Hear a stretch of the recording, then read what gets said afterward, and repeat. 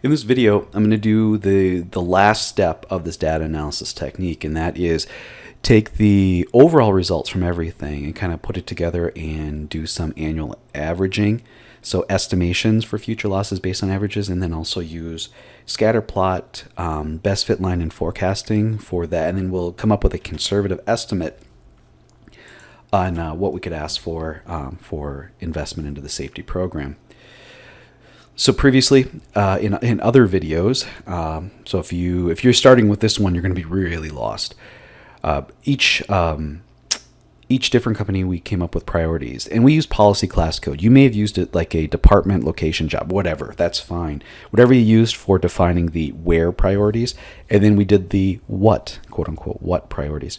And for that, we use accident source, and then we created a new cause.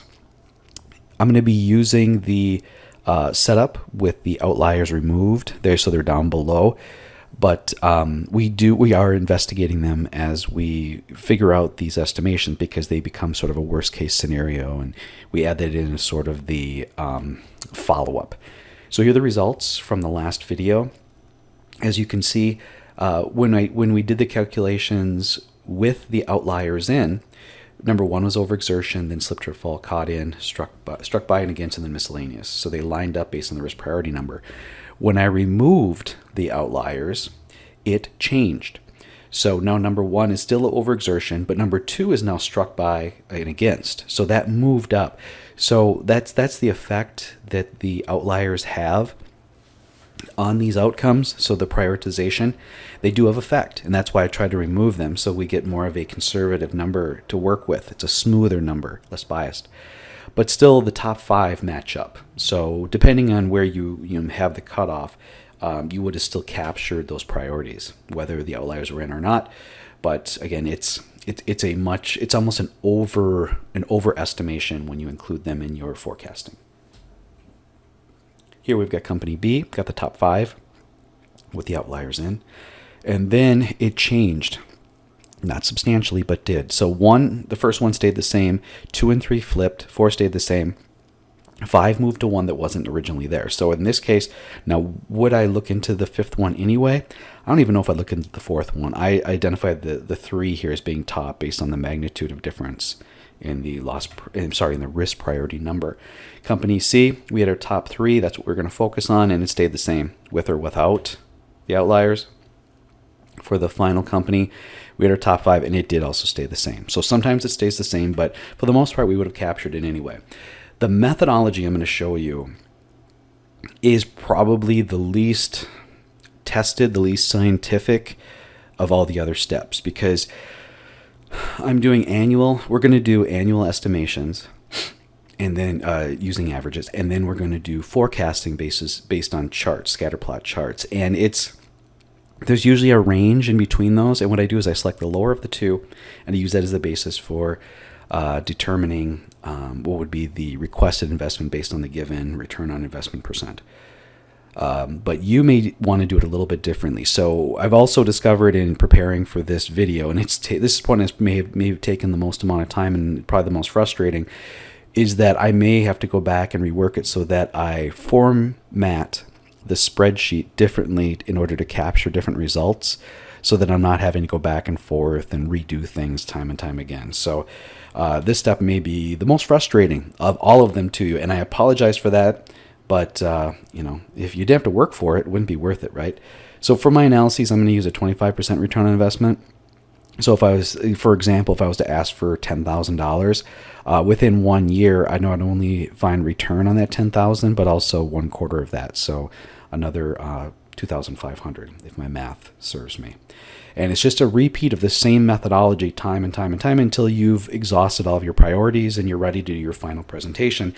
And that's what we're going to spend the whole next presentation, or the next video on, is to present this data in a way to persuade management to get their buy-in, to get their investment. So I think we'll just go ahead and start with, now I finished company B, and so what I'd like to do is bring them, it's company B, yes. So what you're seeing on the screen, I'll zoom in a little bit. These are the results of the last, where we ended up at the last video. So the next step, and here's something you can do. This is with the This is without the outliers. Now, if you wanted to just look at one of these, and I did, you just go up and you copy and paste this to a new tab and delete everything up here. You sort by the new cause. See here, I sorted by the new cause, and I deleted everything that wasn't slip, trip, and fall. So this is just the slip, trip, and fall. And I forecasted just slip, trip, and falls for the entire company. And as you can see, the count seems to be trending up. The total paid seems to be trending up. And you don't have to do that. It's something you can easily do. You can focus on certain aspects. And I did the outliers down here too, if that's what you're interested in, if that's what management asked for. So this first tab, brought over what we had before. I did the sort by policy class code, and then I deleted everything that wasn't 8833. So I only have claims that were made for policy class code 8833. And then what you do is, I'm just going to put on the filter and filter by new cause. Now it's ready to go. Now I can copy and paste this to other tabs and then just delete what I don't want to focus on. But I did do the calculations for everything, and even the outliers. Are they sorted? Yeah, they're already sorted. So by setting up the basis, so a foundation, so I did it for all of 8833, irregardless of the new cause priority. This is everything in this policy class code. From the table, I took averages. So I got the average number of claims over this span.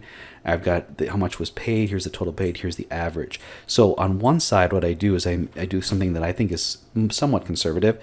Number of claims multiplied by the overall average is a total. So that's the expected loss for, in 2020, and that's what I forecasted to. The company's expected or estimated to pay about $105,000 in claims for in 8833. Using the figures, on the other hand, I did scatter plot and then I extended them. It looks like, the number of claims would be 73. The total paid would be somewhere up around 150-ish. And amount per claim would be about 2,300 and change, whatever it might be. Enter those in side by side. I go with the a rounding. I try to round it all the time. Why go too far down? 105,000 is the lower between these two. I've typed in 25% from return on investment. So my requested investment, a conservative estimate, would be 84,000. That does not include 27 outliers that had an average cost of 58,000 and resulted in a little over 1.5 million. So that's just, it gives more support, more motivate. It's meant to, again, motivate management to invest into the safety program so we can find out why these things appear to be trending upwards. Okay. Now this is just for 8833. Copy and paste this over, and you sort and you delete everything that is not the cause you're focusing on. So I'm just focusing on slip, trip, falls. So I deleted everything, all the claims that were not slip, trip, fall, and then down below I did the same thing here. And what's great is the table automatically updates. And so a lot of this stuff automatically updates. The only thing we have to do is we have to update the figures. And to do that, you just, I should zoom in a little bit so you can see what's going on. You have to right click on one of the data points, go to select data, and then you have to edit. Now the original data came from 8833. So you got to click on the tab you're on and then go ahead and fill in the X and Y axes data. Hit OK, and then that chart will automatically update. It'll automatically. So this is already updated, and so this has got the updated information. So again, you could see it here. They're not too far off. I like that. I mean, if the lines are fairly flat, I guess horizontal, the closer the lines are, the closer these estimates are going to be. The lower of the two is about 42,500. Put that in. Estimated here, it doesn't include $422,000 in outliers, and that was about 8 of them. Did it for patient overexertion, patient-related overexertion. So again, the table updated itself, because all I have is the patient-related overexertion on top and on bottom, and so it automatically updates these tables. One thing I had to do was update the figures, and I just showed you how to do that. And so between the two, 20,000 was the lowest. So I put 25 in there because it's pretty close. And that's what I estimate for an investment that should yield a minimum of 25% return on investment. Okay. And again, I did something similar for overexertion. My figures actually came up with lower numbers, so the claims are pretty flat, but look at the total paid goes down. The average is going down, so maybe something's going right there. So we can't ask for as much, so I put in 7,000, and there we go.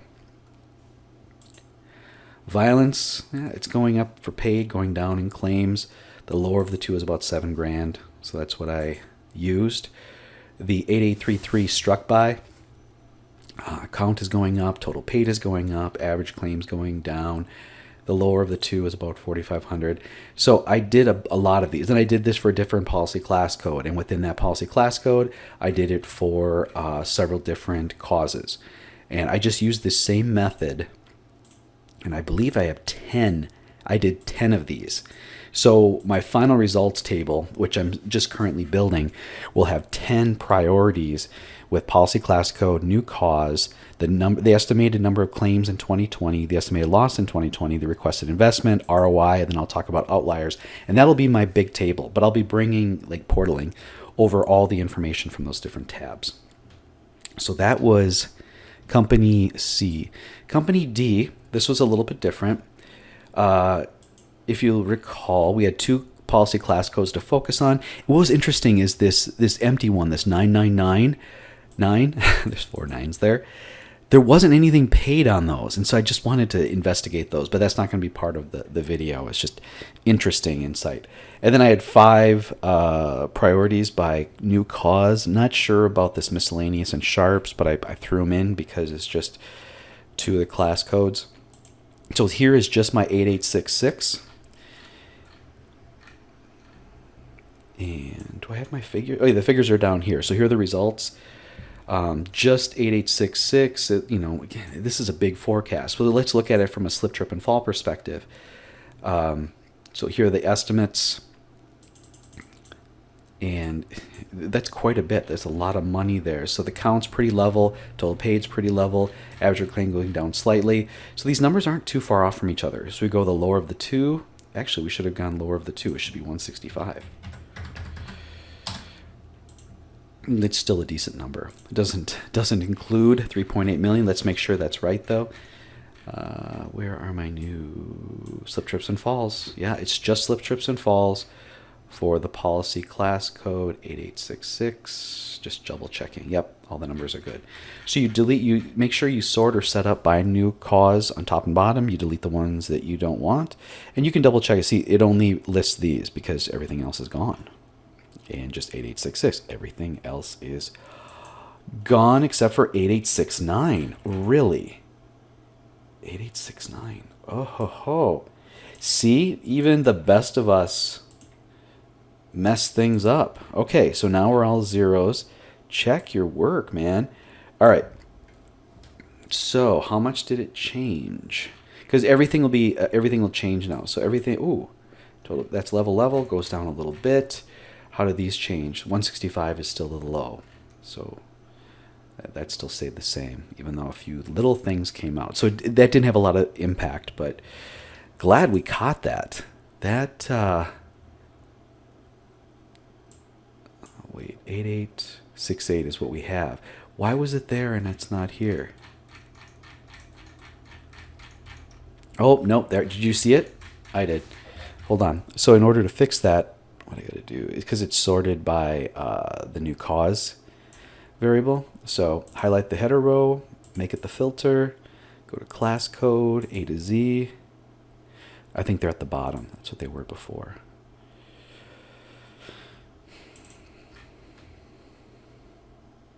There might be, well, 8869. Delete.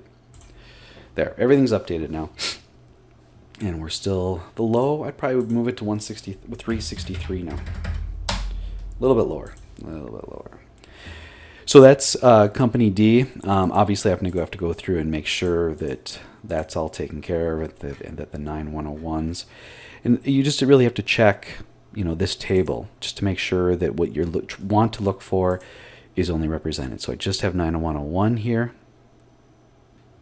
and I just have slip, trip, and fall. So you can, check your work, and then you always go down below and make sure that everything. So this is slip, trip, and fall, above and below. Yep, looks like it's pretty good. So that's company D. Company C. So this one, all I did was the 8800. That was the only one that stood out. So I just deleted the handful that weren't there. My top one is, so let's go ahead and do overexertion. I haven't done that yet. Let's make sure that everything else up here is done. So the average, I even type that in. So this is what I meant before, that it'd be nice if I built this all right off the bat. Let's see. Do we have full years? I'm going to have to check that real quick. So we have to see to make sure we can use the years. We go all the way back to annual trends, and I'll do it without outliers. And in this case, 2018 is not a full year. So I will not be using 2018 at all. 2017, we've got about 13.5% are still open. So that may change. I don't think I'm going to use 17 for the dollar amounts. Okay, so that's how we determine that. So what I'm going to do is I'm not going to use 18 at all. I'm just going to shade it, and I'm going to put a note up here. Don't use 2017 for trending. Open claims, was it 13%? Is that what it was? Just because they're going to grow. Does it? Oh, it goes up right there. Yikes, yikes, yikes. What do I do? What do I do? I don't have a lot of years otherwise. Don't use it.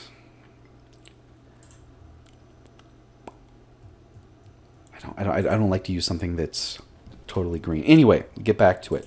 So the average number of claims is equal to, and what I do is I type in INT in parentheses and then click on the average, because then it just rounds it down. It's the integer, because I want it to round down.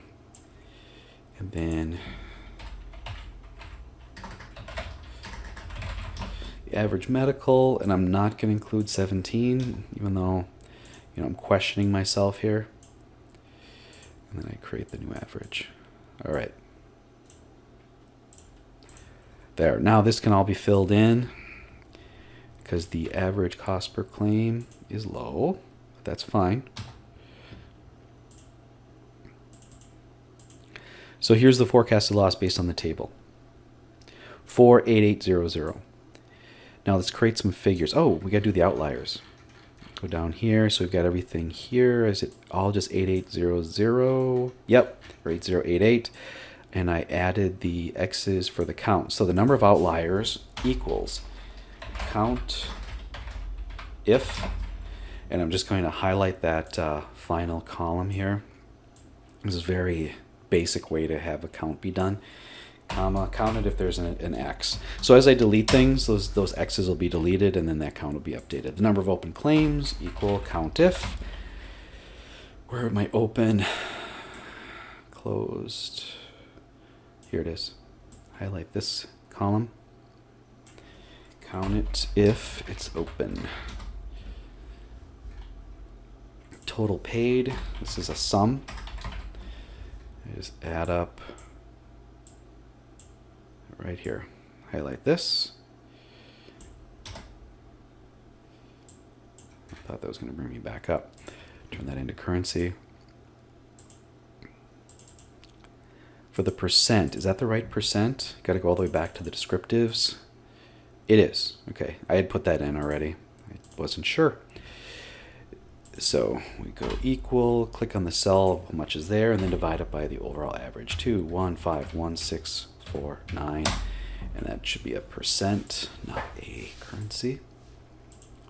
So it's about 64.8%. The average equals average. This is the average paid. How much is paid per outlier? I think it's interesting.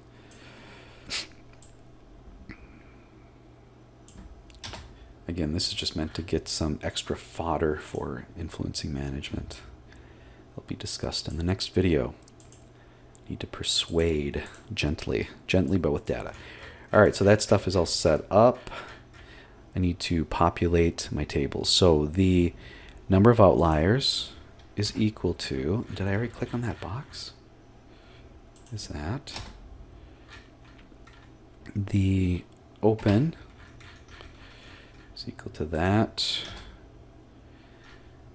the total. I guess I could have just typed it in up here.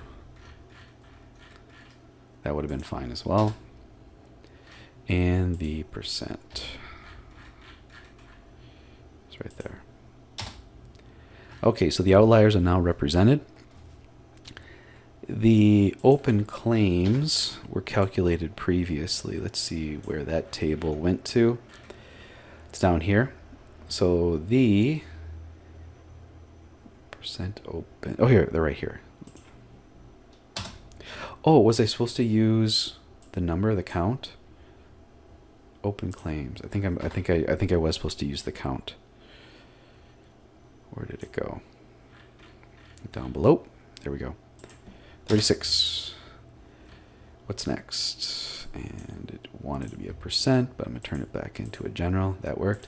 This is going to be the number of $0, which is count. There we go, 175. And then this final one, the median amount, is equal to that much. And that's just, those tables update, and so that'll automatically update. Okay, we're back. Had to get the phone there.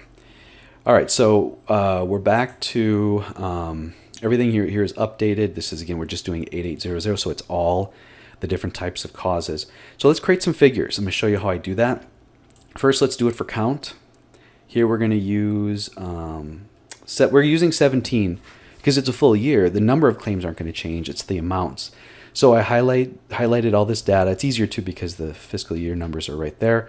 I go insert, scatter plot, chart, and bring it down here. Do I have enough room to play? I have room to play. Next, I'll do the total paids. Don't use 17 for trending. All right, so I'll go to right there. Insert scatter plots. I think I'll just put it right over here, and I'll put the average down below. Right there. Insert scatter plot. Come on, baby. Let's go. Okay, there's room. All right, so this one's all ready to go for the best fit line or the add trend line. So I right-clicked on it, and it's linear. I'm going to put in the R-square value, and then I want to extend it all the way to 2020. So I'll extend it by a period of 3. Hit return. So now this is going to be the point. So the estimation is that there's going to be 160. This thing is jumping around a lot. So for the figure, 160. For the total paid, I got to do a little bit more work. I got to hit select data, edit, and then I got to give it its X values. Remember, we didn't use 17. Hit return. It should have added it. I got to do the same thing for the other one. Do the right click, add a trend line, and extend that to 2020. And display the R. Oh, I gotta do one more. I gotta do a 4, I guess. Hit return. So the 2020 estimate is 120,000.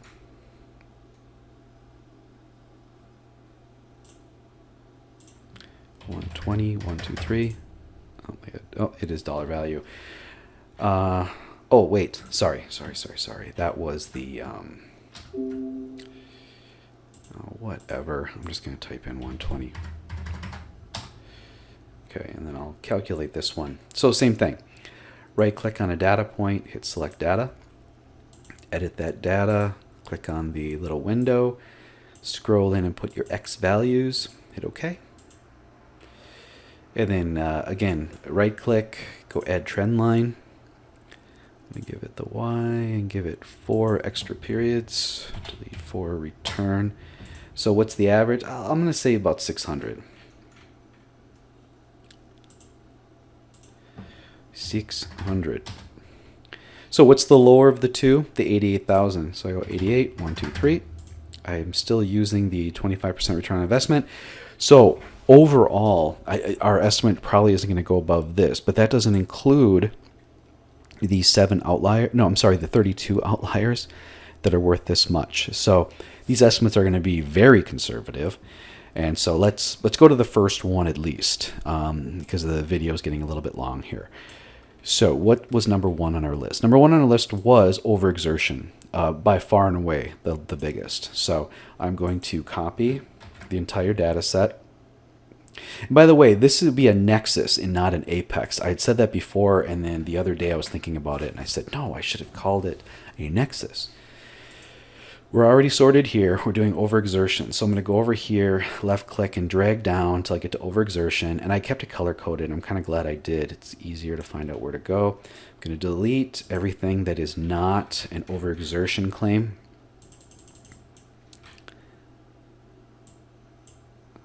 Okay, left click and drag. Usually slows down when you get towards the end. That's kind of nice. Delete it. All I have are the overexertion in this particular policy class code. I'm going to go down below to the outliers and remove the ones that aren't. And what's great is those things we just spent all that time building are updating. All I have to do is update the charts now. And then we can come in with new numbers there. All updated. Sweet. So this is how we update these. Now these charts right here are based off of this tab. I'll show you. If I left click on a data point, actually I have to zoom it in. If I left click on a data point and I go to select data and I'm going to edit it. If I want to look at the X values, see, it put us back in this other tab. It's saying we use these. So I have to left click on my new sheet and then highlight what I want to use. I got to do the same thing with my Y value. See, it went back to a tab. It's saying you use these. I'm like, no, I want to use these. And now my chart is completely updated, and it updated everything. The best fit line, the R square, everything has been updated. So if I go to 2020, it's in between 45 and 50, and I put 45. All right, let's do the total paid. I'm going to right click, go to select data. I'm going to edit. I'm going to fix my X values first. See, it's highlighting here, but we're in the wrong tab. So if I left click on the new tab, and then go up, and I'm not using 2017. It added it.